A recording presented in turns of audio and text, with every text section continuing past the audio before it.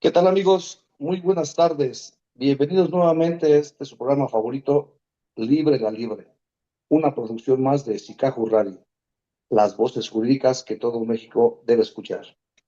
Me complace mucho el día de hoy que nos acompañen, es que estén aquí con nosotros. Estamos transmitiendo desde nuestras oficinas centrales aquí en la Colonia La Perla, calle Umbules, instalaciones de Sicaju. Como siempre es para mí un privilegio poder estar en contacto con cada uno de ustedes. El tema que hoy nos atañe, el sobreseimiento, esta es una figura demasiado importante, creo yo, una de las figuras procesales más relevantes dentro del sistema penal acusatorio y que prevé nuestro Código Procesal Penal. Es una figura con la cual se pone fin al proceso penal sin llegar a la etapa de juicio. Pero fíjense, amigos, es importante ponderar que no se trata solo de una etapa con el fin de cerrar un expediente, sino de una determinación que implica un análisis profundo sobre la existencia de un hecho delictivo, la participación del imputado, la procedencia de la acción penal o la actualización de causas legales que impidan continuar con el proceso. Desde la perspectiva del debido proceso, el sobreseimiento funciona como una garantía frente a procesos innecesarios o injustificados, evitando que una persona permanezca sometida indefinidamente al poder punitivo del Estado cuando existen razones jurídicas claras para concluir el procedimiento. Ujú. Sin embargo, también plantea debates relevantes. ¿En qué momento procesal puede decretarse? ¿Qué diferencia existe entre un ejercicio de la acción penal o el sobreseimiento? ¿Qué efectos produce para la víctima y para el imputado? ¿Y hasta qué punto de vista puede considerarse equivalente a una absolución? El día de hoy me complace mucho estar acompañado de mi querido amigo, el juez en funciones, Axel. Axel, muchas gracias por acompañarnos. Buenas tardes. Al contrario, amigo, muchas gracias. Yo soy el complacido en acompañarte y es un gusto siempre para mí estar en estos foros. Amigo, el tema que nos atañe el día de hoy es un tema para mí muy relevante. Como ya lo señalé en este comentario de introducción, no es solo una figura procesal que busque en sí cerrar una carpeta y ya. Ujú. Implica una ardua labor por parte del órgano jurisdiccional. Cuéntanos, primero, ¿qué es el sobreseimiento? ¿Cómo debemos entenderlo? Mira, en palabras sencillas, el sobreseimiento es una decisión de un juez de control, donde él ve que ya no tiene sentido continuar por actualizarse alguna de las causales que prevé el 327 del Código Nacional, porque tú como experto sabemos que hay otro tipo de sobreseimiento, pero el que estamos hablando en este momento es el que prevé el 327 del Código Nacional de Procedimientos Penales. Por ponerles un ejemplo a ti y a todos las personitas que nos ven. Supongamos que ya vincularon a a una persona, que la detuvieron, que la llevaron ante el Ministerio Público y ya inició como tal el proceso penal. Y durante este lapso, ya sea en libertad o interno, muere la persona. Entonces, imagínate, pues, si ya tienes esa certeza de que la persona falleció, en materia penal hay intrascendencia de las penas, es decir, no le puedes continuar esa investigación al hijo del investigado, al padre. Si muere, pues es evidente, ¿no? Por obvias razones, en caso de que se llegue a dictar una sentencia condenatoria, pues no se podrá ejecutar, ¿no? Precisamente esa materia en la que tú eres especialista. Y la regla es que en materia penal hay intrascendencia de penas, a menos, o bueno, la única excepción, tú sabrás más sobre este tema, es la reparación del daño, ¿no? Cuando se advierte que hay un juicio sucesorio abierto, pues ahí esto sí podría entrar como reparación del daño, pero siempre y cuando ya exista una sentencia condenatoria. Pero en el caso en concreto, esta, la figura que estamos viendo prevista en el 327 del Código Nacional, y ahorita si quieres, adentramos más a la oportunidad, que ese es otro de los presupuestos que como jueces verificamos en todos los planteamientos, oportunidad y procedencia. Y esta, concretamente, la prevista en el artículo 327, fracción novena, la muerte del imputado, pues es antes, ¿no? De que se aperture la etapa de juicio. Entonces, en palabras sencillas, supongamos que es una herramienta que nos dota el legislador en una circunstancia tan evidente que no cause duda, que ya el juez pueda observar que ya no tiene sentido que continúe el proceso penal y las enlista el legislador concretamente en el 327. Deja en la fracción décima, en los demás casos en que lo disponga la ley, abierta esta circunstancia, porque a lo largo del Código Nacional establece otras figuras, como por ejemplo el desistimiento de la acción penal o también agotada la investigación complementaria. Y si no acusan, ya ven que luego se les pasa al Ministerio Público, bueno, pues también esa es una causal por, que da lugar, ¿no?, al sobreseimiento. Pues en palabras sencillas es eso, amigo. Ya, fíjate, que ahorita me genera un poquito de gracia, pero no, es sumamente relevante el que ya ven que luego se les pasa al Ministerio Público presentar su acusación. Nuestro Código Nacional, creo yo que más allá de ser un tanto garantista, eh, siempre tiene una carga más favorable hacia el Ministerio Público cuando de alguna manera trata de subsanarle esa omisión y esa vista al fiscal. ¿Qué opinión te merece este actuar o esta determinación del código? Pues sí tienes razón, porque el 324 dice, acabada la investigación complementaria, Ministerio Público tienes de tres sopas: acusar, sobreseer o suspender el proceso, cualquiera de estas dos solicitudes.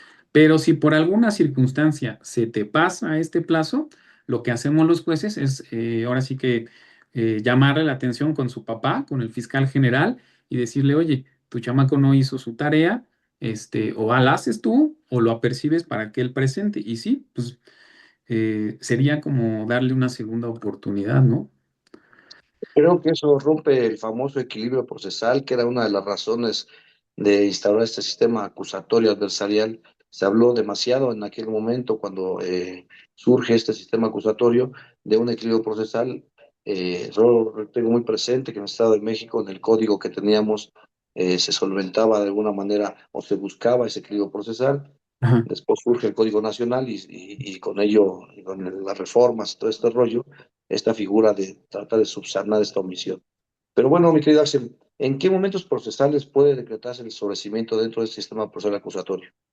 Mira, el Código Nacional en el artículo 327 dice que, o bueno, deliberadamente el legislador no pone un plazo. Pero desde la óptica de su servidor y también porque así hay un criterio que encontré reciente, es una tesis aislada, pero que nos puede dar luz, que procede a partir de que se formula imputación y sí tiene su lógica jurídica, porque a partir de este momento, pues ya tienes todo el panorama, ya sabes el hecho, ya sabes la clasificación jurídica. Además, ese es otro aspecto, la inmutabilidad del hecho, ¿no? Ya, si la gente del Ministerio Público lo dijo en esos términos, por principio de congruencia, debe permear en la vinculación a proceso, en la acusación, en la sentencia condenatoria, y bueno, así nos podemos seguir.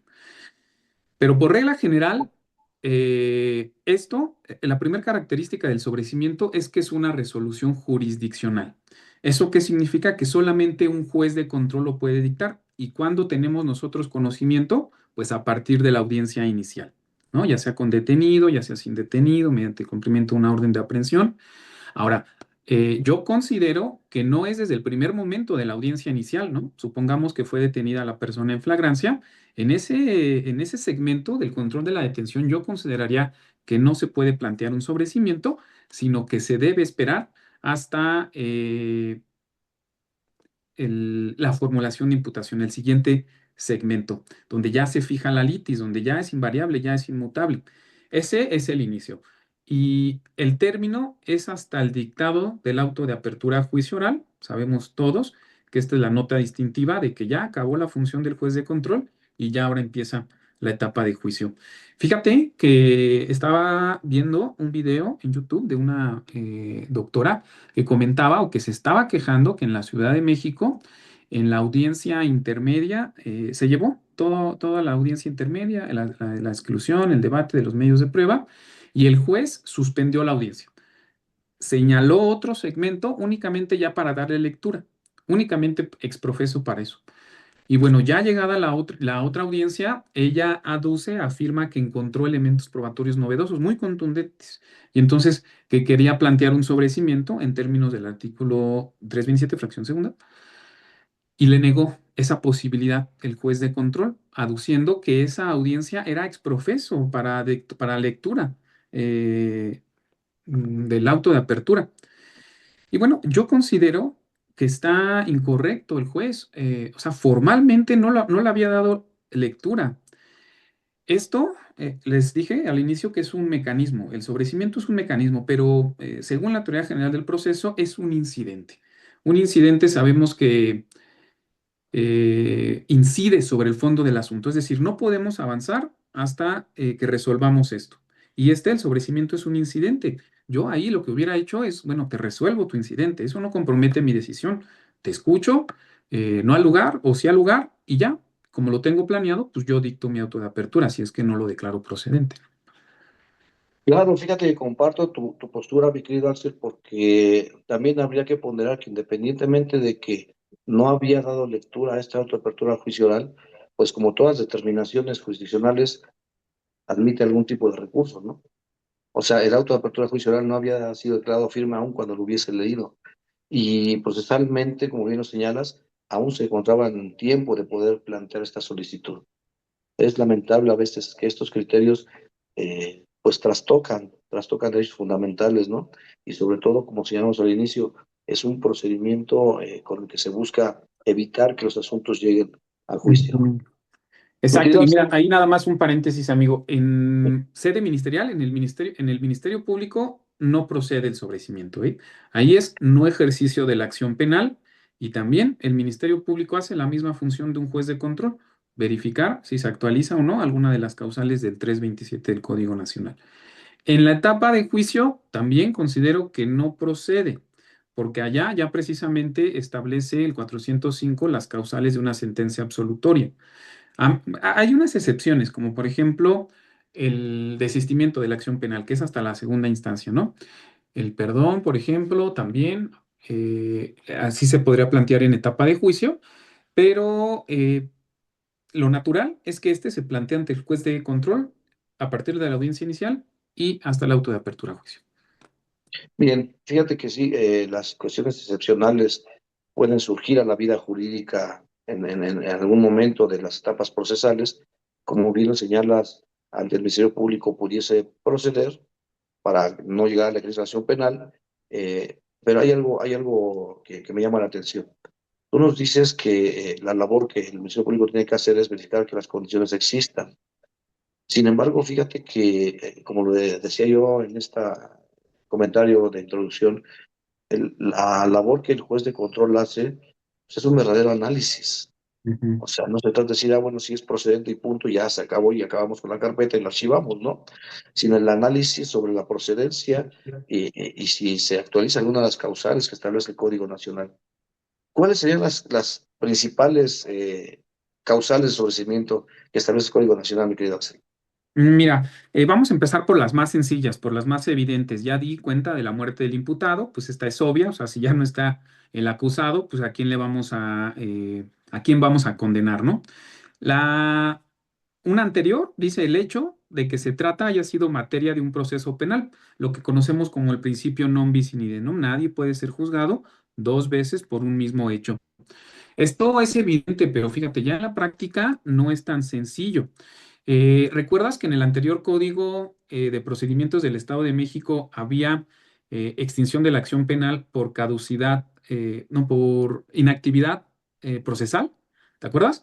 Y fíjate, Sí. ahorita retomando esto que tú dices, en el código anterior sí era, pues, o daba un poquito más de equilibrio, porque decía, si dictas no vinculación a proceso, Ministerio Público nada más tiene 6 meses para volver a ejercitar la acción penal, si no ya, pelas, ¿no? Sobrecimiento. Y el Código Nacional lo deja abierto. Bueno, yo tuve recientemente una causa en donde se me planteó el sobrecimiento por inactividad procesal. El agente del Ministerio Público no se dio cuenta y ya habían transcurrido esos 6 meses y era una causa que los hechos eran de antes de febrero del 2016, si no mal recuerdo, que es cuando aplica ultraactivamente ese código. Eh, y bueno, ahí hice valer esto, el sobrecimiento, ¿no? Con base obviamente en la codificación anterior de aplicación ultraactiva, pero sí de cuenta de esta circunstancia, ¿no?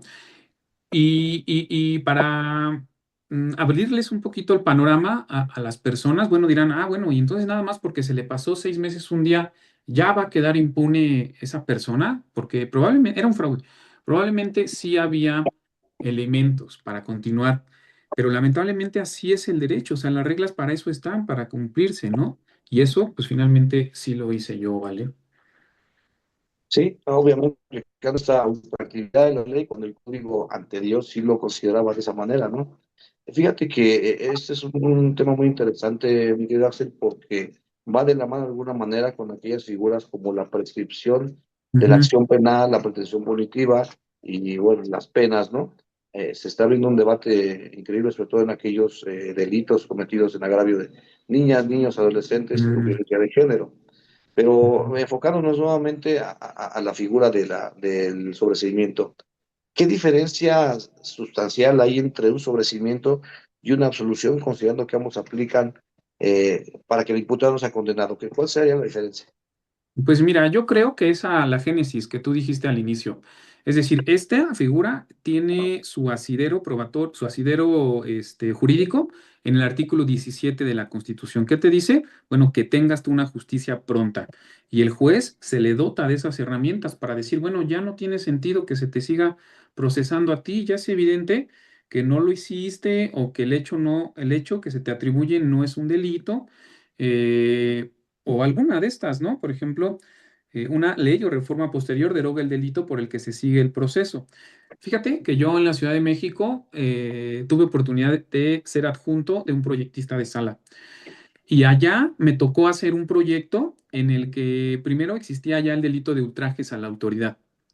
Hubo una reforma que derogó este delito y estaba en segunda instancia precisamente una causa con ese delito. Y entonces aplicamos este del sobreseimiento, es decir, hubo una reforma por parte del legislador donde eso ya no lo consideraba de relevancia penal, ¿no? Esa sería, por ejemplo, la causal 7 del 327. Después la 6, se hubiera extinto la acción penal, todas estas que tú mencionas, ¿no? El perdón, el indulto, el perdón de la víctima, ¿no? El indulto, pues también es el perdón, pero por parte del Estado. La amnistía del Estado, la amnistía, el olvido del Estado, que también solo el Ejecutivo. Y hay un listado, ¿no? Un listado grande que también tiene la posibilidad del juez de verificar perdón de la parte ofendida. Dice cumplimiento de la pena, pues es obvio. También prevé en el 485 del Código Nacional el cumplimiento de un criterio de oportunidad o la solución alterna correspondiente. Esto, por ejemplo, es muy común. Audiencias de este tipo, donde yo dicte sobrecimiento total, es casi a diario, ¿no? En las suspensiones condicional del proceso, donde son delitos no graves, donde la gente se compromete a cumplir con determinadas condiciones por determinado tiempo. Si cumple, se extingue la acción penal y se decreta, ¿no? El sobrecimiento total. Y tiene efectos de sentencia absolutoria. Y les digo en ese momento, en este momento ya no va a poder ser investigado por estos mismos hechos, no le va a quedar un antecedente penal, únicamente un registro administrativo. Significa que si se vuelve a involucrar en otro drama penal, no va a poder utilizar esta figura. Si partimos del cumplimiento, son 2 años. Y si partimos del incumplimiento, son 5 años. Entonces, pues básicamente ya apórtese bien. Y esa también es una vertiente por las que se puede decretar el sobrecimiento total, ¿no? Depende, ¿no? Hay dos tipos, también esa parte. Me mencionas que hay dos tipos. ¿Cuáles son, mi querido Axel? Mira, el total, supongamos que en un inicio se detuvieron a 3 personas, que esas 3 personas fueron vinculadas cada uno por un delito distinto, posesión con fines de comercio, portación de arma y portación de cartuchos, ¿no? En estos, si nos damos cuenta, los delitos federales, el portación de cartuchos y el portación de arma, pues no procede la suspensión. Únicamente procedería para la narcomenudeo, ¿no? Y entonces yo dictaría en ese caso un sobrecimiento parcial únicamente por un sujeto, por el que está vinculado por el de narcomenudeo, y los otros dos seguirían, ¿no? Ya con una declinatoria de competencia, porque pues yo soy juez local. Qué Así es. interesante aclarar estas figuras, mi querido Axel. Ahorita mencionabas que dentro de las funciones del Ministerio Público también puede de alguna manera homologar la función del juez de control en el caso de sobreseimiento, pero ¿hay alguna diferencia sustancial entre el no ejercicio de acción penal por parte del MP y el sobreseimiento decretado por un juez? Pues yo creo que partiendo de la autoridad. El artículo 255 del Código Nacional prevé el no ejercicio de la acción penal. Dice el mismo que el agente del Ministerio Público, en palabras sencillas, deberá verificar que se encuentre alguna de las causales previstas en el 327 del Código Nacional, dice no ejercicio antes de la audiencia inicial. Ministerio Público, previa autorización del procurador, podrá decretar no ejercicio de la acción penal cuando de los antecedentes del caso le permitan concluir que en el caso en concreto se actualiza alguna de las causales de sobreseimiento previstas en este código, y son precisamente esas, ¿no? El listado que ya les he dado cuenta.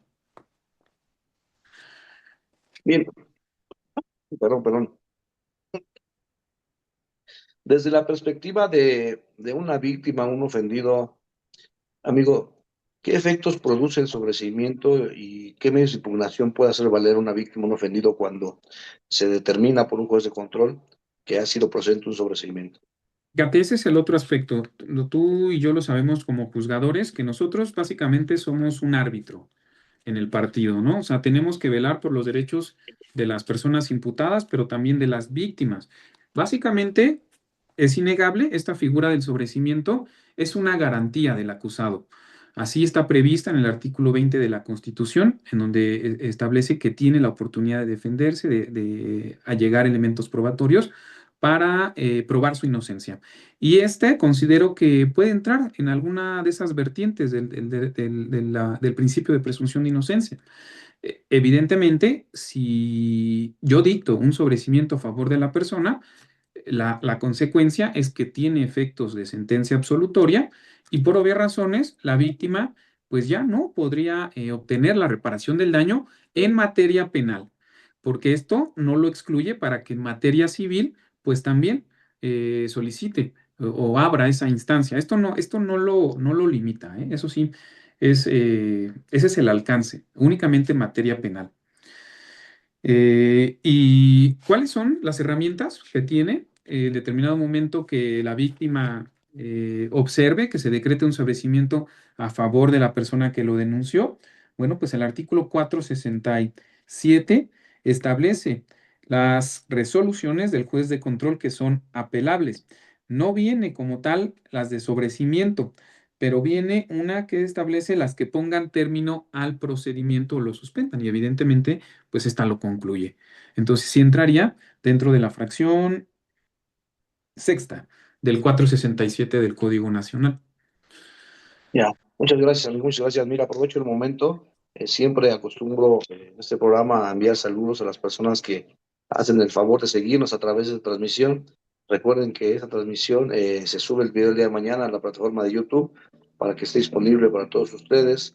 Y también agradezco de manera infinita los comentarios que nos lleguen a hacer, las sugerencias, las observaciones, las sanas críticas, porque a final de cuentas nutre la crítica siempre, nos hace un poquito más humildes y nos enseña a observar otros puntos de vista que quizá no hemos ponderado, no hemos visto.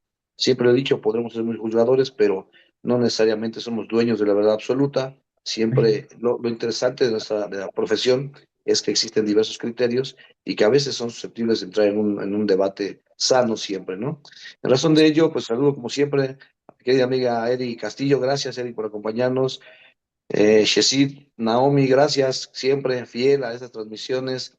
Mi querido Diego Cortés, otro compañero juez, saludos, Mm, amigo, gracias por estar aquí con nosotros. saludos, amigo. Luis Julie, mi querido Jafet también es parte del equipo de Sicaju, gracias, amigo, por acompañarnos.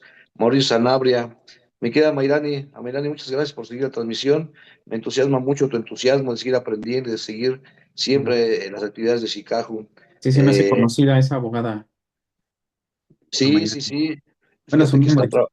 está trabajando conmigo ahorita en la ejecución penal y a mí Ah, me me sorprende gusta. mucho el ánimo que tiene, las ganas que tiene de aprender, le estudia, le lee, Es muy siempre joven. aporta, siempre pregunta, siempre Mm, propone y mm, eso es muy sano, no solo desde la función jurisdiccional, mi querido Axel. Yo siempre he dicho que la función no es eterna y que a ujú. final de cuentas hay que aprovechar los momentos para seguir creciendo y creo que a Mayrani lo ha hecho muy bien y lo sigue haciendo bien como todos los días.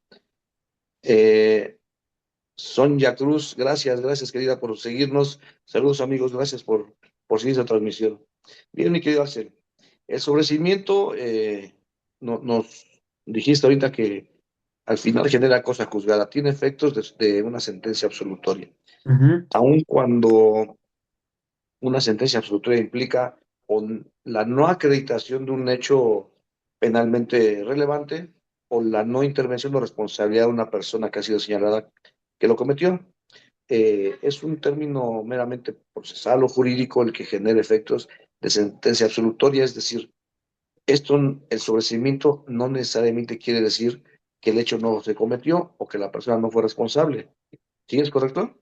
Exactamente, simplemente que hay una causa que impide, que ya no ve sentido de ninguna forma que continúe este proceso penal, ¿no? Y es válido también, por ejemplo, mira, aquí dejaba para el último estas, las causales previstas en las primeras fracciones, porque son las que causan más conflicto. Incluso fueron las que generaron debate en el libro que tuvimos oportunidad de publicar, en donde no estaban algunos compañeros de acuerdo con este criterio. Fíjate que para mí era como algo natural. No sé si tú sepas que yo hice mi carrera judicial en la Ciudad de México. Ahí tuve oportunidad de, pues desde la plaza más baja, allá se llama administrativo especializado, después secretario, auxiliar judicial, también tuve oportunidad de estar en una sala. Y allá, por lo menos en la Ciudad de México, sí es natural que se les permita desahogar elementos probatorios en estas causales, en las tres primeras del 327 del Código Nacional. Acá me encontré con criterios que no están mal, aclaro, porque el derecho, yo siempre se los digo a mis alumnos, no es una ciencia exacta, es una ciencia social y lo que yo diga en este momento no es la verdad, no tengo yo la verdad absoluta, depende de todo, depende de los sujetos procesales, de las características personales de las personas, del contexto del hecho en que se desarrolle, de incluso de cómo plantees el argumento, ¿no? Bueno, y entonces, en la Ciudad de México, repito, era natural que se permitiera el desahogo de elementos probatorios. Y acá me encontré con criterios que decían, no, o sea, tú ya estás adelantando la etapa de juicio. El criterio que tenemos aquí es que pues estaríamos tomando funciones que son meramente del juez de tribunal de enjuiciamiento. Eh, y bueno, esta circunstancia yo no la comparto. Incluso ya hay tesis, son muy poquitas las que hay sobre este tema, pero dice que siempre y cuando sean datos de prueba o medios de prueba novedosos, es decir, distintos a los que ya fueron valorados en un primer momento, en el auto de vinculación a proceso, en donde tú sabes que el estándar de prueba es de mera probabilidad. Probabilidad ahí solamente tienes que decidir cuál es más probablemente verdadero, si la hipótesis de la fiscalía o la hipótesis de inocencia, en su caso, planteada por la defensa. Y entonces, durante este plazo de la investigación complementaria, y sí tiene una estructura lógica, o sea, el auto de vinculación únicamente autoriza a que continúes investigando. Y entonces, durante este plazo, si tú obtuvieras evidencia contundente, evidente, que no deje lugar a dudas de que el hecho no se cometió, pues yo considero que los jueces de control sí tenemos esas herramientas para en determinado momento llegar a la conclusión eh, de que el hecho no se cometió. Por ejemplo, esta, ¿no? La fracción uno, el hecho no se cometió. Por ponerles un ejemplo para aterrizarlo un poquito más. Supongamos que mi vecino me denuncia, me dice que el día de hoy, 4 de marzo del 2026, a las 18 horas con 34 minutos, había dejado ahí su vehículo estacionado y que cuando regresó ya no estaba. Y está denunciando a su vecino, ¿no? Eh, juntando o convergiendo algunos elementos probatorios, pues finalmente se cita a esta persona, se vincula a proceso al sujeto, pero supongamos que en la investigación complementaria se obtiene un video del edificio de enfrente en donde se ve a la propia víctima llevando, no sé, a lo mejor el vehículo a su taller y esta circunstancia la olvidó.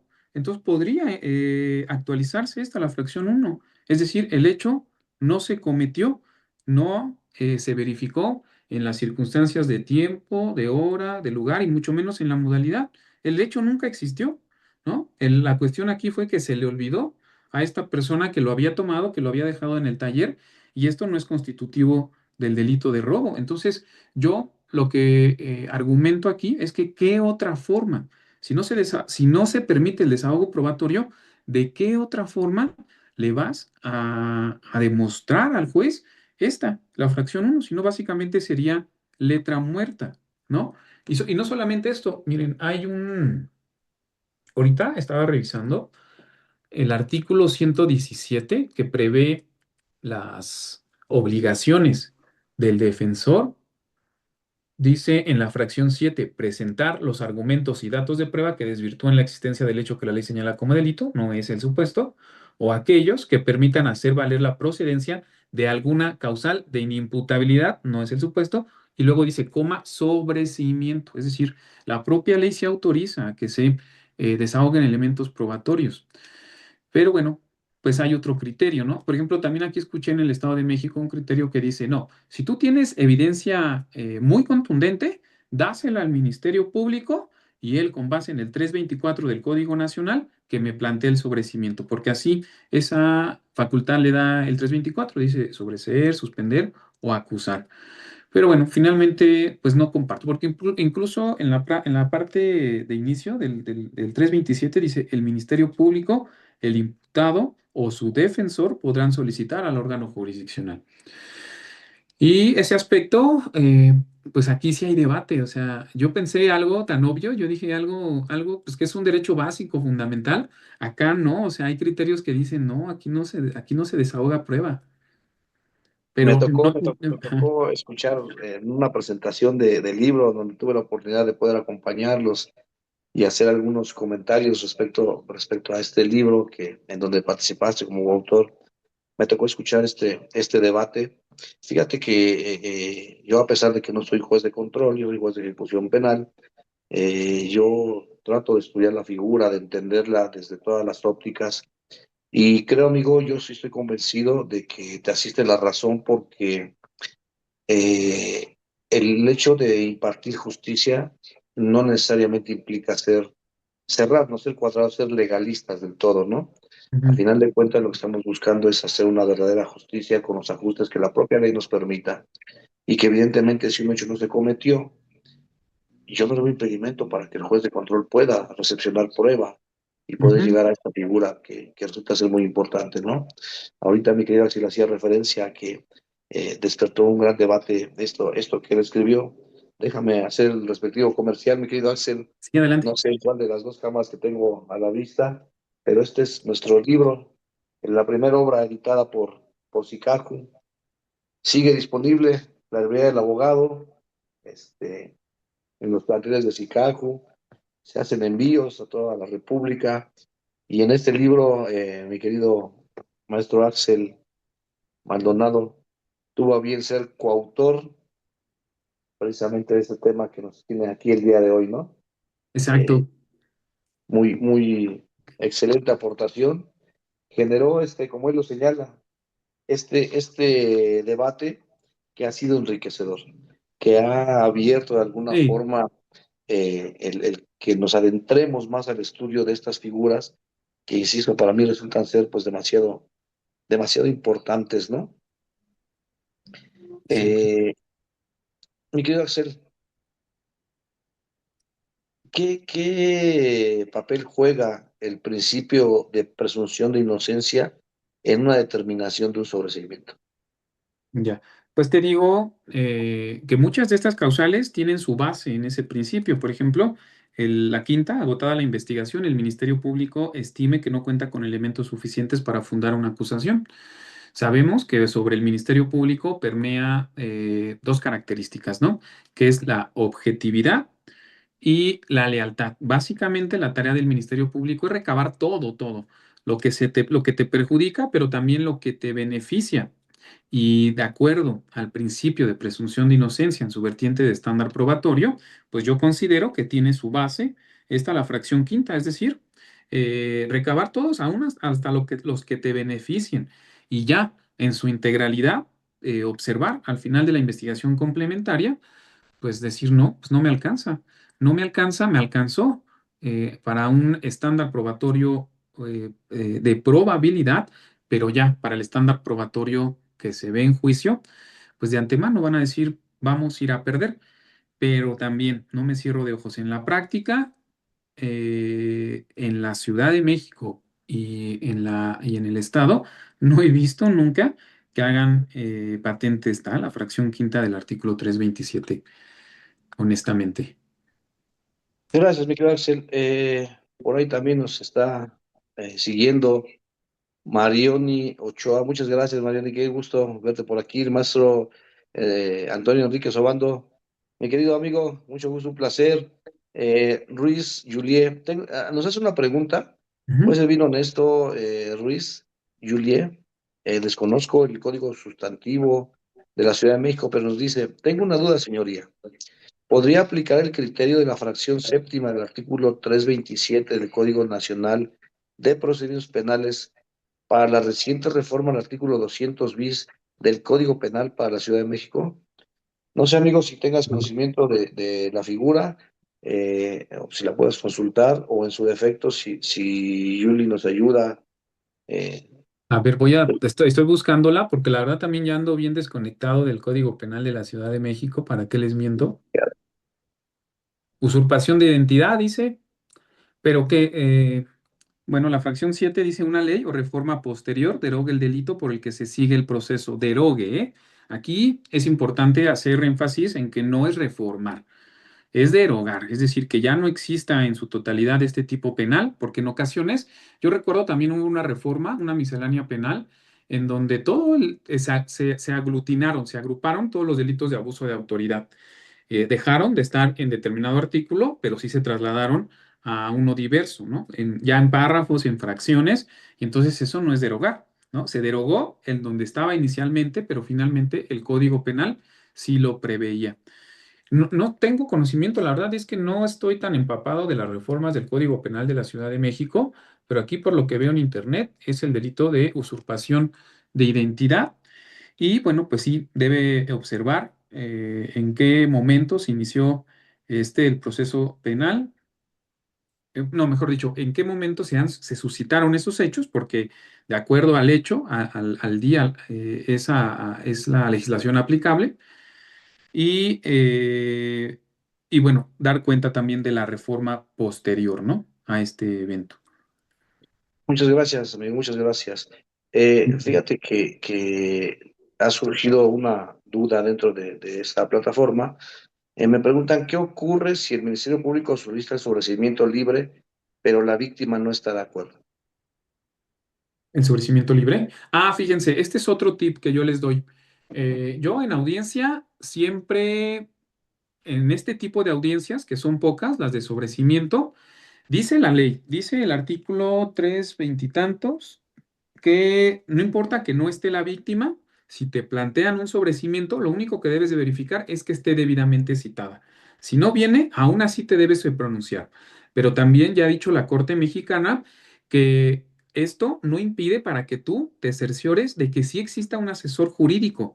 Si tiene un asesor jurídico privado y no vino, bueno, nombrarle en ese momento un asesor jurídico público. Si no hay esa posibilidad, bueno, en términos del 57 del Código Nacional, de forma excepcional, pedirle al Ministerio Público que represente los intereses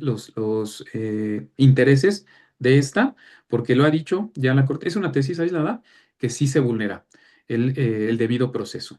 Y esto, evidentemente, sí tiene consecuencias al fallo, por lo que decíamos, que da lugar a una sentencia absolutoria, ¿no? Bien, No amigo, sé si... fíjate que decías al principio de esta charla que evidentemente tiene sus excepciones la etapa procesal en la que se puede dictar un sobreseimiento y hiciste un comentario muy atinado, pareciera muy sencillo, pero muy atinado, la muerte del imputado, del acusado, en la etapa de juicio, pues evidentemente a quién sentenciamos, ¿no? A quién condenamos o a quién juzgamos, ¿no?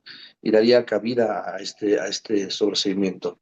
Pero por lo que respecta a la etapa procesal específica que le atañe al juez de control. Eh,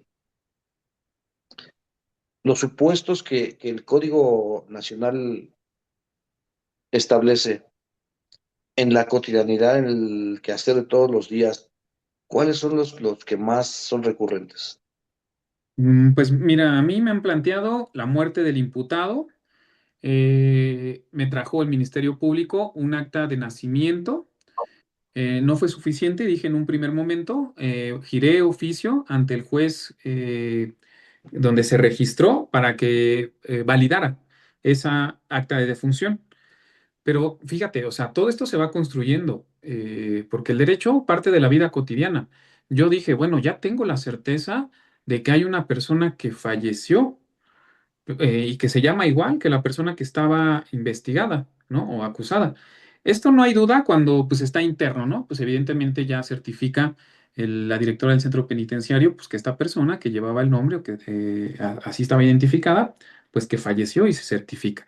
Pero cuando está en libertad la persona, bueno, ahí yo la dinámica que establecí en mi audiencia es que se reprodujera la audiencia inicial y se me trajera un testigo para afirmar que efectivamente aquella persona, pues se trataba de la que lamentablemente falleció.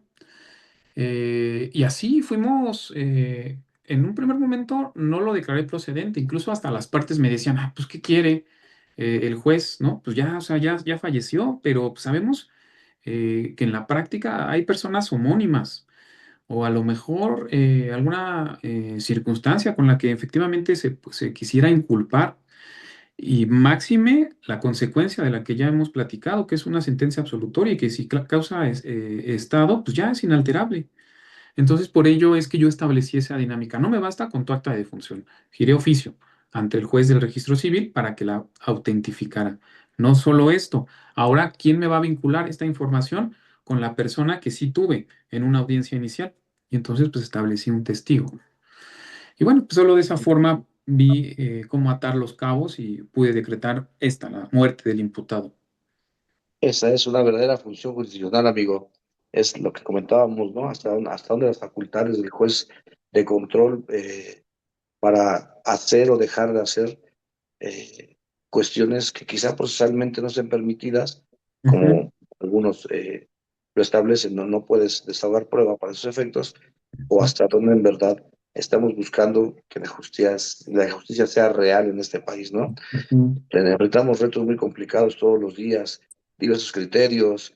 La nueva Corte está emitiendo algunos otros que a veces nos meten en algunos conflictos, pero lo interesante y lo que nos genera demasiada satisfacción es hacer lo mejor que podamos, siempre en pro de la justicia.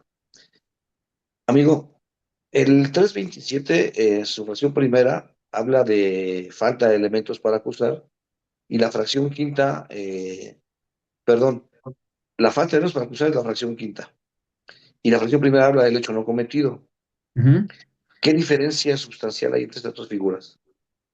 No, pues es todo. O sea, el uno es una cuestión fáctica. O sea, ahí te habla del hecho, circunstancias de día, 6 de marzo, 4 de marzo, perdón, 2026, 18 horas con 48 minutos, la modalidad y lo que se debe acreditar es que ese evento en la realidad nunca aconteció en estos términos en los que me lo narró la gente del Ministerio Público y que ya quedaron plasmados en la formulación de imputación.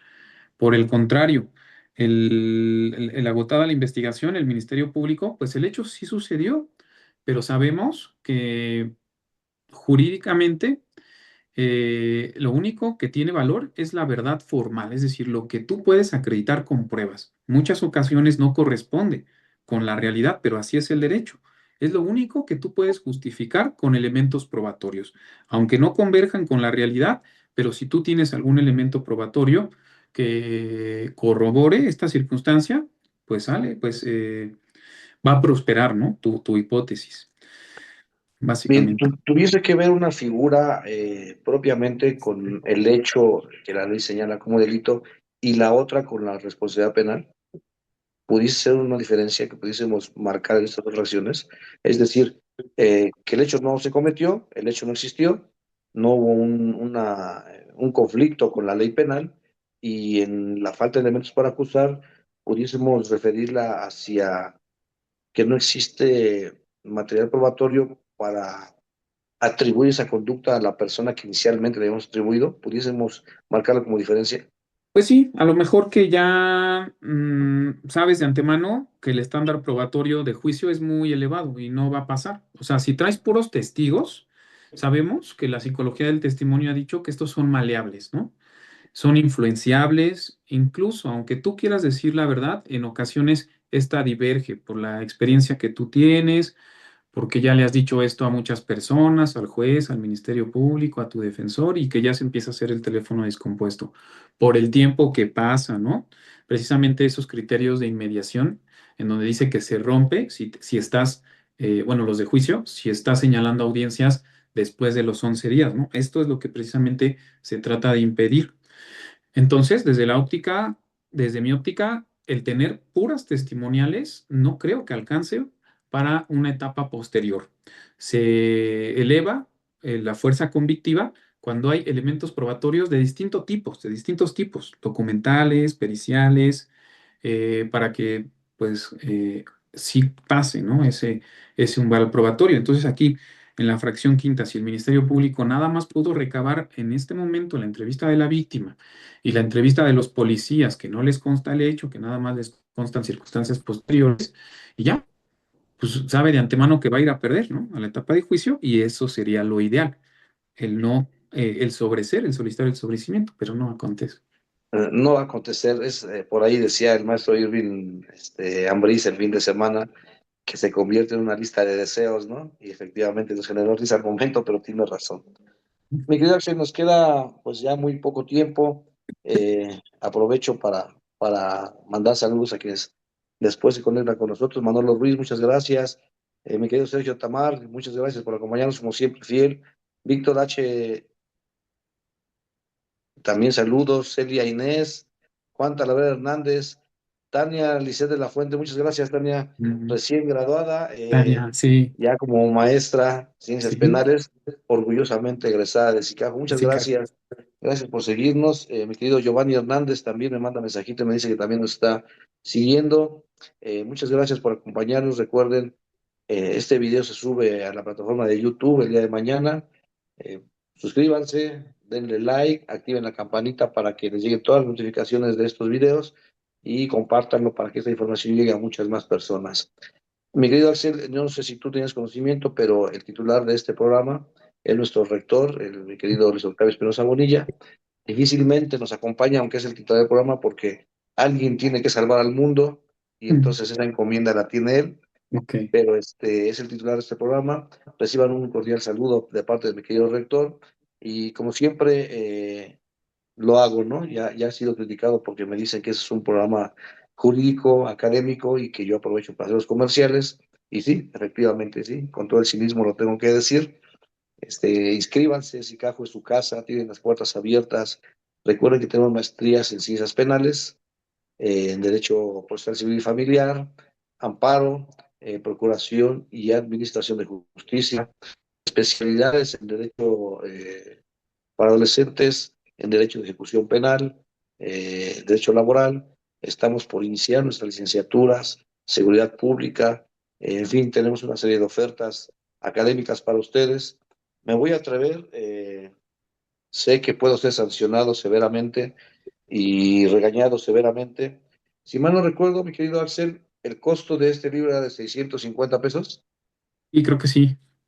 Bien, si ustedes vienen a las instalaciones de Chicago y nos demuestran que ya le dieron like a Radio Chicago, que ya se suscribieron y que están compartiendo su contenido, yo me comprometo a ponerles ese libro en 500 pesos. Si hay Ah, una pues diferencia que genial. pagar, pues yo pago el chipote, ni modo, ya que el rector me esté llamando la atención. Pero Ok, esto lo claro. hago en un afán de que toda la audiencia y todos quienes nos siguen tengan acceso a este material en donde mi querido Axel participó como coautor. Es una obra que creo que realmente vale la pena. El sistema acusatorio y su régimen de audiencias. El prólogo es del doctor Camilo Constantino Rivera y escriben además de mi querido amigo Axel, Arturo de Villanueva, Fernando Allende, Baldomero Mendoza, Rafael Inti Castillo, Mario Benito Flores, José de Jesús Mogollán Campos, Cristian Ramos, Frank Suriel Osorio, Eduardo Esquivel Jasso, Mm. Osvaldo Miguel Ojeda, Luis Ricardo Cano y obviamente el doctor Camilo Constantino Rivera. Es una obra imperdible. Incursionamos en estas ediciones de SICAJU, ya por ahí también el libro de materia civil, viene uno en materia familiar, viene uno en ejecución penal, viene otro en amparo, y bueno, todo lo que nos queda por delante. Nuestra revista de este año en abril, ahora va a ser de manera trimestral. El rector nos encargó que hiciéramos artículos más profundos, de mayor calidad, porque ahora va a ser de manera trimestral y va a ser una compilación de más artículos. Se va a distribuir de manera física, de manera digital.